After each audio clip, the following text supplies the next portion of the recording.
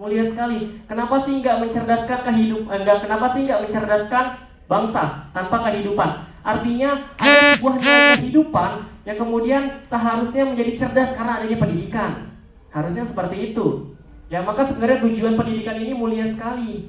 Seluruh kehidupan kita ini tercerdaskan dengan adanya pendidikan. Maka kita mengerucut ke trisentra pendidikan.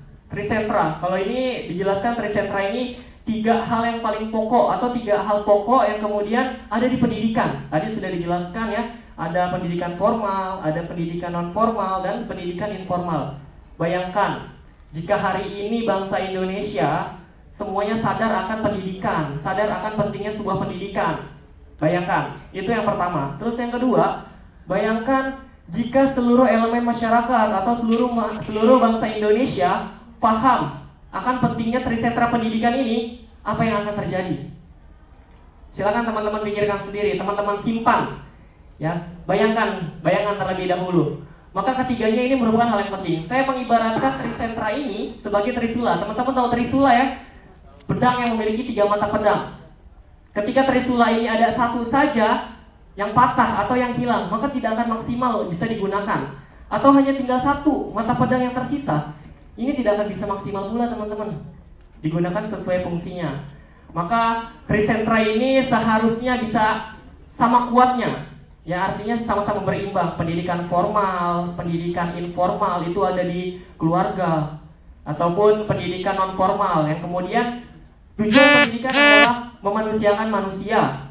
Artinya kalau misalkan hari ini anak dipaksa di segi kognitifnya saja, kalau hari ini anak-anak dipaksa hanya untuk pintar matematika dan seterusnya, maka ini tidak memanusiakan manusia teman-teman. Masa iya seekor monyet dipaksa untuk berenang? Kan tidak. Gitu.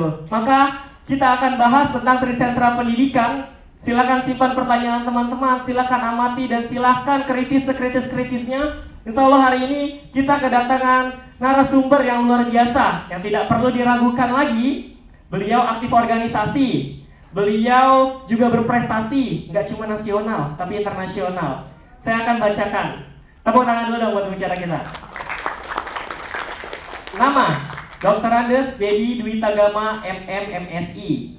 Nomor telepon 021 8509 054. Nomor handphone 0812 8534 836.